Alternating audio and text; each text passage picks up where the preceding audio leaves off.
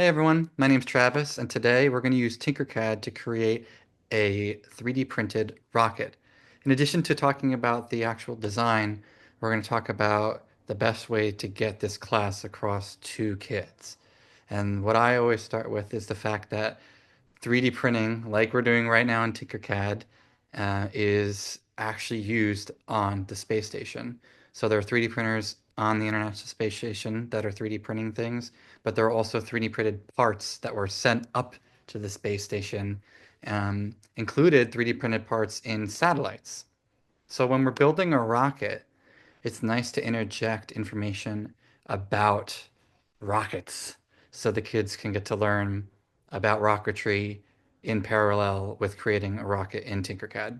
So step one, we're going to design and discuss the main elements of a rocket, which include the engines with the thrusters, your fuel tanks, your fuselage, which is basically the body of the rocket, and possibly even a payload.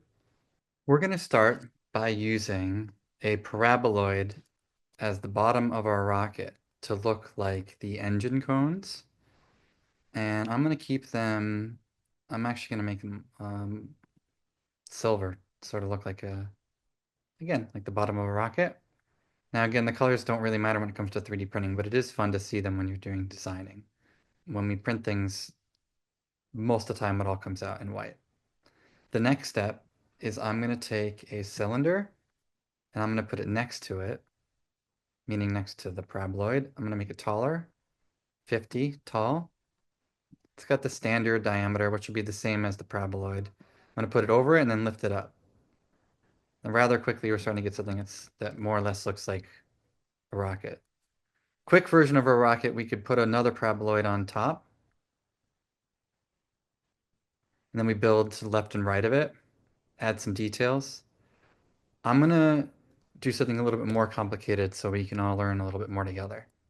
Some rockets actually sort of get bigger towards the top, and then they get a little bit smaller. They're called hammerhead rockets, and you'll see why in a moment. So this is a design choice. There's a few different ways to do this.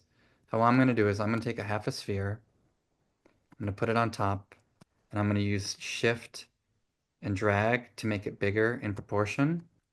And then I'm going to spin it 90 degrees, and I'm going to change the color, and I'm going to squish it in. And then I'm going to align everything. So I'm going to select everything, go to align, and make sure everything's in the middle. Okay, so that looks pretty cool. I'm going to group it now so nothing gets unaligned. After I group it, all the colors become the same, but if I go to multicolored, I'll go back. All right, now I'm going to add a cylinder on top of that. I'm going to make it less tall.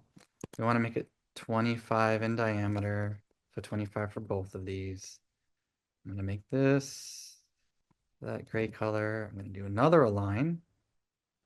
With the kids, you don't have to align every step. You can just do it by eye. Um, but it is good practice to start using the alignment.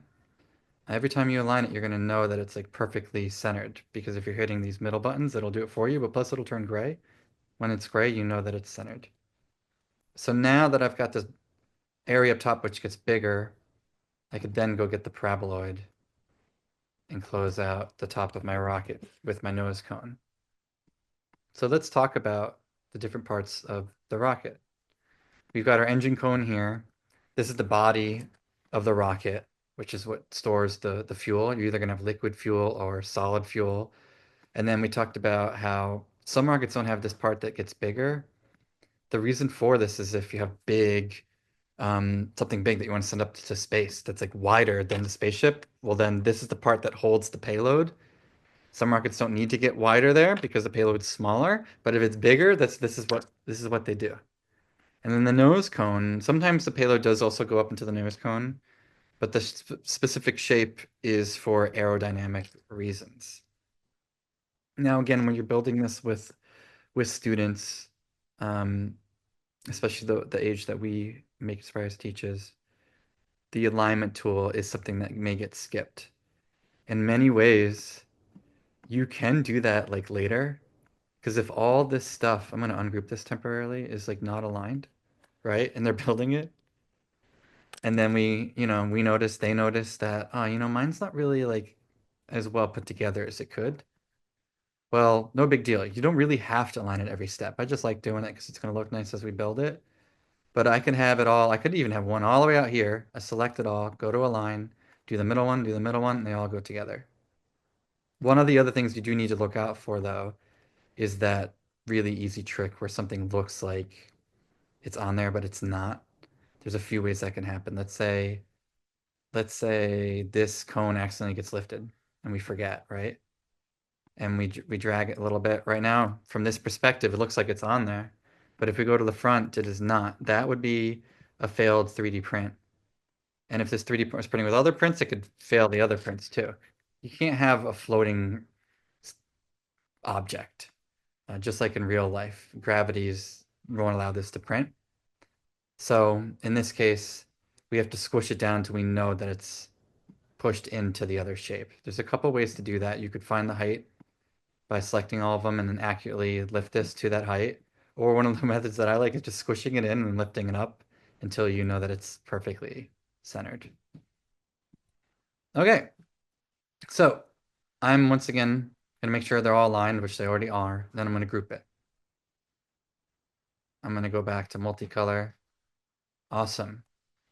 Now, a rocket this big needs something called side boosters.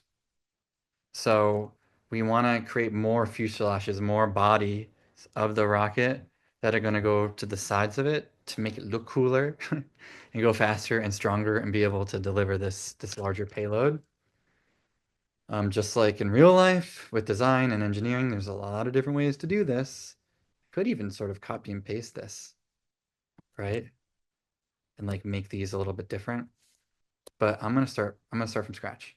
So I'm gonna take out a small one and I'm gonna make this smaller. I'm gonna do the side ones, well, not that small. I'm gonna do 16 by 16. Sometimes you could see it's just easier to just type it in. These, why not? Let's go fun. We'll make these red. I'm gonna make these a little less tall. These are the side boosters are interesting in that a lot of side boosters in rockets, they help the rocket go up, and then once they're up far enough, they separate off. You may remember this from the space shuttle, and they come back to the Earth, and they're either sort of like falling to Earth, or with newer rockets, they relight and land back to Earth. Similar to like the Falcon Heavy rocket would have a situation like this, where you have three cores, and the middle one keeps going into space, and these two fall back. Oh, I'm doing things a little bit of a different order this time, but that's okay. Sometimes maybe a kid goes ahead and you could also show them a different way of doing things, right? So this time I lifted this body and I'm going to put the paraboloid underneath. I'm going to hold down shift to make it smaller. If you want to make things simpler, if you have like a younger group, you could just make it smaller by dragging it like that. It'll still be tall, but that's okay. And I'm going to push it in the bottom. I'm going to go get my paraboloid for the top here. I know that this one is 16 by 16. I have a moment where I need to do another alignment. Boop, boop. And then I'm going to group it. And I could just squish it in, but I'm gonna do something that's a little bit more advanced in case you guys have a older group, or if you're making something on your own for fun and you want it to be a little bit more advanced. So we're gonna basically have them on the side. If we print it just like this, you'd have three separate objects. I want it to be one rocket. And as a matter of fact, I want these to be smaller. So I'm gonna hold down shift while I make it smaller for both of these. And then I'm gonna grab, there's a lot of different ways to do this. I'm gonna grab a cylinder and I am going to make it quite skinny, like 3 by 3. And I'm gonna push it onto the rocket. So it has this little area. Maybe 3 by 3 is a little bit too small. So I'm gonna do like 3 by 5 and then attach these on. It's a good example of when duplicate is your friend, right? We have this model here. It looks really cool. It's working quite well. And we could, by the way, I'm little tangent. I have a space here, which would require supports. And it is good to teach the kids that we can print it like that. But whenever we could do something without sports, there's a big benefit to that. So I'm going to bring this back down. And I'm going to bring this down. And I'm going to take these two. I'm going to duplicate them. Or sorry, I'm going to group them. And then I'm going to duplicate. And I'm going to use my arrows to push it over. Spin it 90 degrees. Or 180 degrees. And there we go. It's a pretty neat rocket. If I really want to be precise with it, I can arrange these so they're perfectly centered. I'm going to click on the left one, hold down shift and click on the right one and group them. On an iPad, that works a little bit differently. You tap on one and then tap on the other. In an iPad, if you wanted to not tap multiple things, you have to, after you tap on one thing, you have to tap on nothing and then tap on another thing. If that doesn't make sense and you're not using iPads, don't worry about it. If you're using iPads, that will make sense because you'll see what I mean when you start tapping around. So these are grouped now, so they're connected to each other. This is all connected to each other. So I could align all of this by clicking align, doing the middle one, and the middle one, and group, and boom. We've got a pretty neat looking rocket. If you've got an advanced group and they got to this really fast, you still have time. You could make a rocket launch pad, right? I'm gonna just do it really quickly. This one won't really be as much of a lesson as a really, really rough lesson. Sorry, example. So I put this over here. I could make a tower. Maybe have like a walkway, right, that goes to the rocket. This would definitely require supports. And we can put some, you can take a solid and you can make a solid into a hole. We're gonna make this smaller.